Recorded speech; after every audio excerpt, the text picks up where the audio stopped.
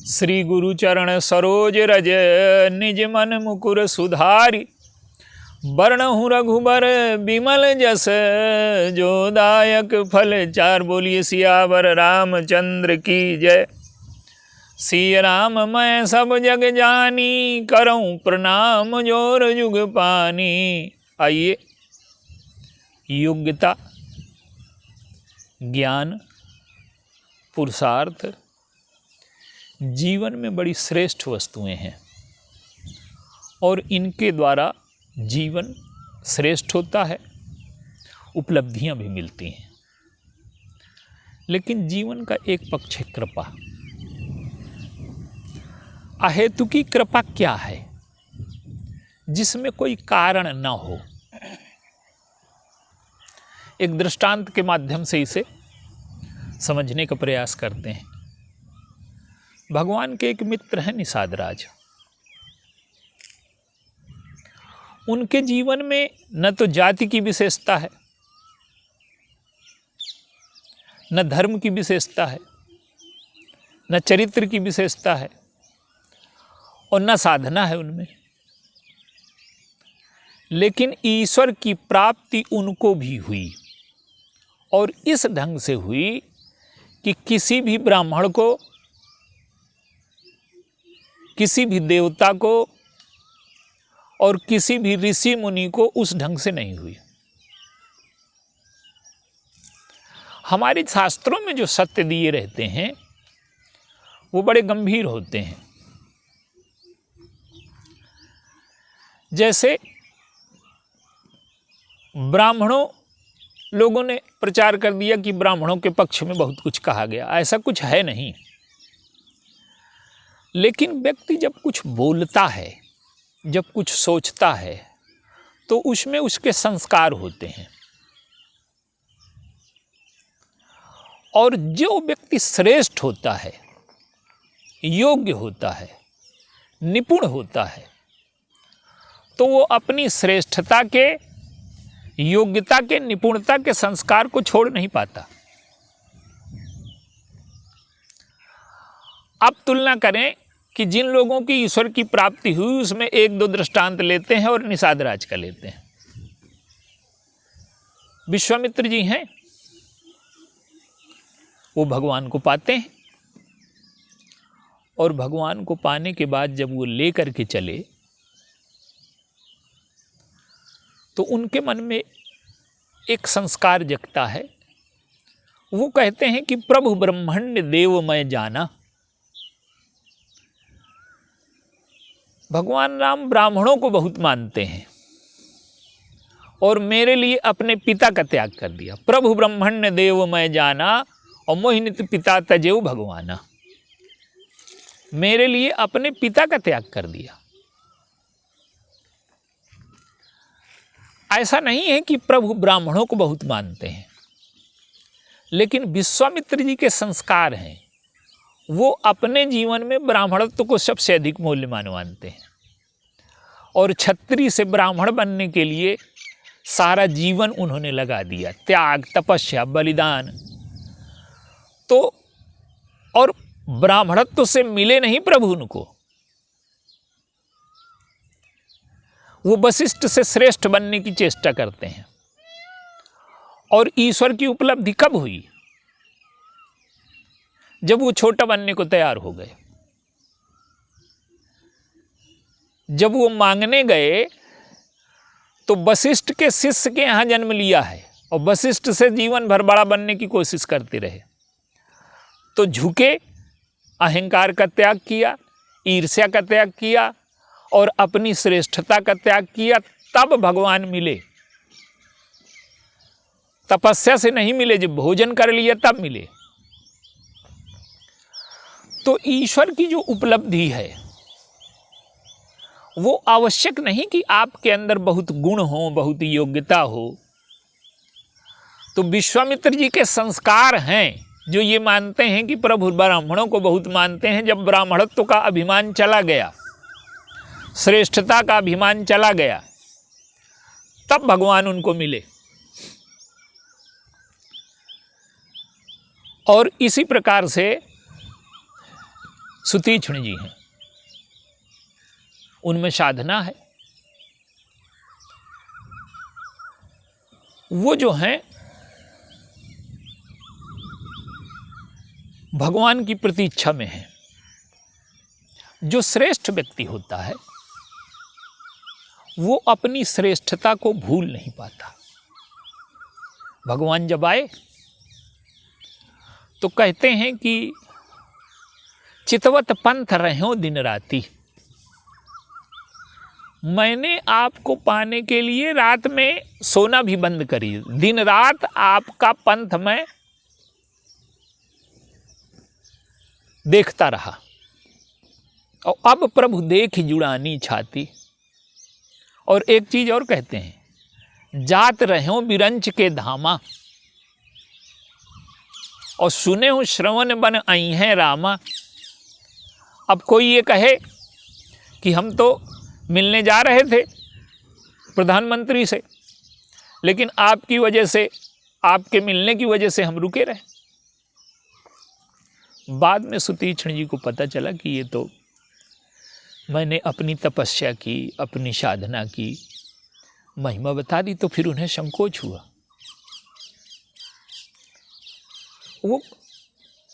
वो कहते हैं कि ये नहीं, इनसे नहीं मिले, आप मिले तो कृपा से।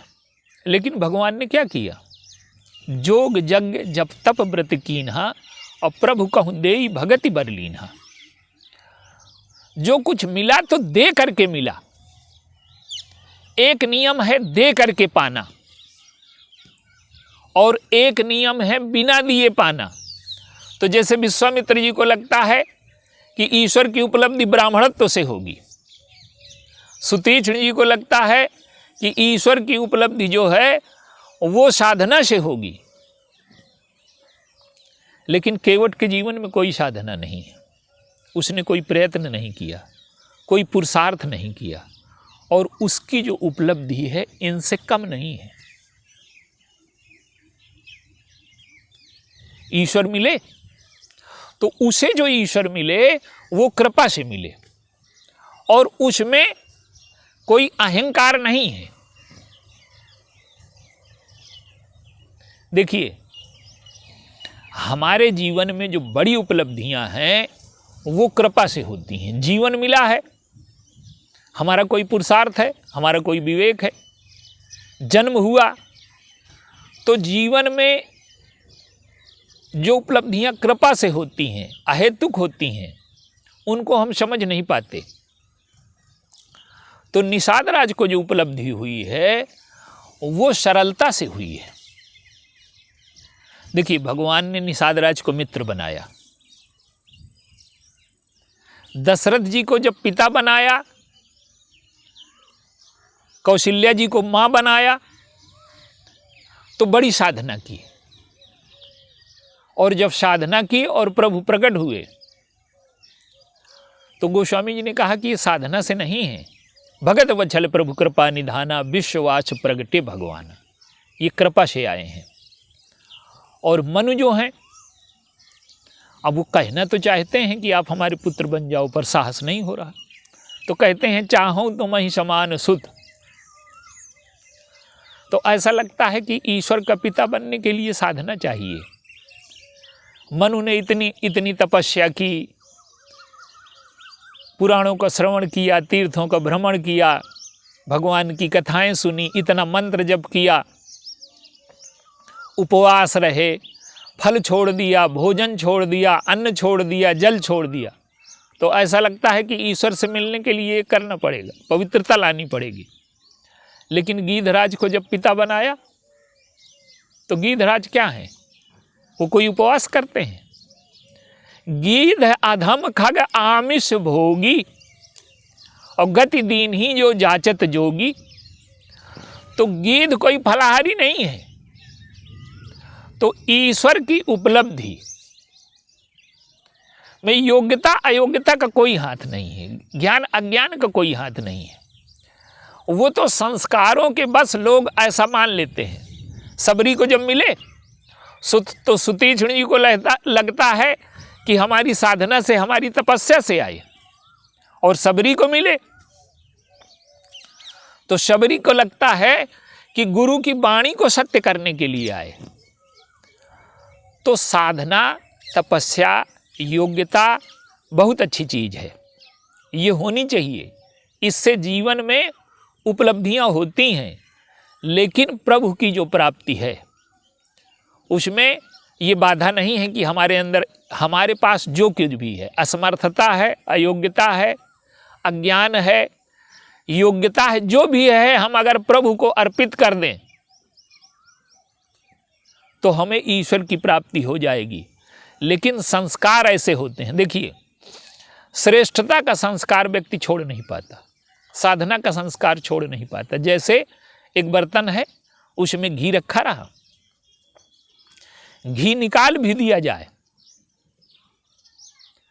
तो उसमें घी की महक आती रहेगी। एक मिट्टी के घड़े में अगर घी रखा है और घी निकाल भी दिया जाए तो कहीं ना कहीं उसमें घी की महक आती रहेगी। तो इसी प्रकार से हमारे जीवन में जिस वस्तु के प्रति महत्व बुद्धि होती है, हमें लगता है कि ईश्वर इसी से मिला है। तो ब्राह्मणत्व ब्राह्मण को भी मिल सकते हैं और गीध को भी मिल सकते हैं, केवट को भी मिल सकते हैं, विश्वामित्र जी को भी मिल सकते हैं, सुतीक्ष्ण जी को भी मिल सकते हैं और शबरी को भी मिल सकते हैं। तो ईश्वर की जो उपलब्धि है वो हमारे जीवन में सरलता आ जाए, हमारे जीवन में भगवान के प्रति भक्ति आ जाए, और जो कुछ हमारे पास है अगर हम उसे ईश्वर को अर्पित करने की कला हमारे अंदर आ जाए तो ईश्वर की उपलब्धि हो। आज जो जातिवाद और ये सब फैला है, इसका कारण क्या है कि लोगों ने अपने संस्कारों को ईश्वर पर आरोपित कर दिया। जैसे ब्रह्मा जी हैं, ब्रह्मा जी कहते हैं कि जय जय सुरनायक, आप देवताओं के स्वामी हो। तो सारे ब्रह्मांड का जो स्वामी है, क्या देवताओं का स्वामी है अकेले? लेकिन ब्रह्मा जी को असुरों का वध चाहिए, तो पहले कहते हैं कि आप देवताओं के स्वामी हो, और फिर कहते हैं सिंधु सुता प्रिय कंता, आप हमारे रिश्तेदार भी हो, और आप राक्षसों के शत्रु हो। ईश्वर किसी का शत्रु नहीं है, लेकिन ब्रह्मा की जो आवश्यकता है, ब्रह्मा के जो संस्कार हैं, वो ईश्वर को अपने पाले में लाते हैं। तो ये हमारे शास्त्रों में जो महिमा दी गई, इसमें व्यक्ति के संस्कार प्रमुख होते हैं। तो हमारे अंदर साधना है, श्रेष्ठता है, योग्यता है, ये बहुत अच्छी बात है। इससे हमें जीवन में उपलब्धियां मिलेंगी। पर जो उपलब्धि कृपा से मिलती है वो पूर्ण होती है, और जो उपलब्धि साधना से मिलती है वो अधूरी होती है। तो ईश्वर की जो कृपा है, अब ईश्वर को हम कैसे प्रसन्न कर सकते हैं? अगर हम साधना करें तो साधना हम कितनी कर सकते हैं, कितने दिन जल छोड़ देंगे, और ईश्वर की दृष्टि में उसका क्या अर्थ है? तो ससीम और असीम का ये अंतर है। जो साधना से उपलब्धि होगी वो ससीम होगी, और ईश्वर तो असीम है। तो ईश्वर हमारी साधना से जो प्रसन्न होता है वो साधना से नहीं है, वो वात्सल्य से प्रसन्न होता है। एक छोटा बालक है, वो झूठा भोजन बना करके ले जाता है पिता के सामने, ले वो मैंने हलवा बनाया है। पिता प्रसन्न हो जाता है, उसका वात्सल्य, उसकी भावना देख करके। हलवा तो वो झूठा है। इसी प्रकार से जो ये सारी साधनाएं हैं, ये सब झूठी हैं, लेकिन ये अहम को नष्ट करने के लिए आवश्यक हैं। और हमारे जीवन में श्रेष्ठता, योग्यता, बुद्धिमानी, चरित्र हम अच्छा करें, ये आवश्यक है, लेकिन इनका अहंकार न हो, और ईश्वर की उपलब्धि सबको बराबर होती है। तो ये जो निषाद राज का प्रसंग है, ये इसमें ईश्वर की जो कृपा है वो किसी विशेषता को देख करके नहीं हुई है, ये निषाद राज की सरलता से हुई है। वो तो मछली मारने वाले हैं, उनका चरित्र भी ठीक नहीं है, लेकिन वो इतने महान हैं कि उन्होंने एक नई गंगा प्रकट की, ईश्वरत्व की सरलता को प्रकट किया और उन्होंने हमें ये आश्वासन दिया कि हमारे अंदर कोई भी गुण हो या न हो, गुण है तो बहुत अच्छी बात है, कोई भी श्रेष्ठता योग्यता अगर नहीं है तो हमारे जीवन में सरलता हो और जो कुछ है हम ईश्वर को अर्पित कर दें तो ईश्वर की उपलब्धि हो जाएगी। ज्ञान सिद्धांत और कर्म सिद्धांत ये आश्वासन नहीं देता, लेकिन भक्ति सिद्धांत हमारी अयोग्यता, हमारी असमर्थता को बाधा नहीं मानता। और आप अपने घर में देखिए, जो अयोग्य और असमर्थ छोटा बालक है उसे भी वो उपलब्धि होती है जो योग्य और समर्थ बड़े बालक को होती है। तो हम अपने जीवन में श्रेष्ठता का अहंकार छोड़ें, लेकिन ये छूट पाना बड़ा कठिन है। यही संस्कारों की महिमा है। और ईश्वर की उपलब्धि में गीध और दशरथ जी को बराबर उपलब्धि हुई। गीध भी जो मांसाहारी हैं वो भी पिता के रूप में मानने हैं, पूज्य हैं, और दशरथ जी भी हैं। तो योग्यता, सामर्थ्य, गुण अच्छी बात है, लेकिन ये इसका अहंकार न हो तभी ईश्वर की उपलब्धि होगी। बोलिए सियावर।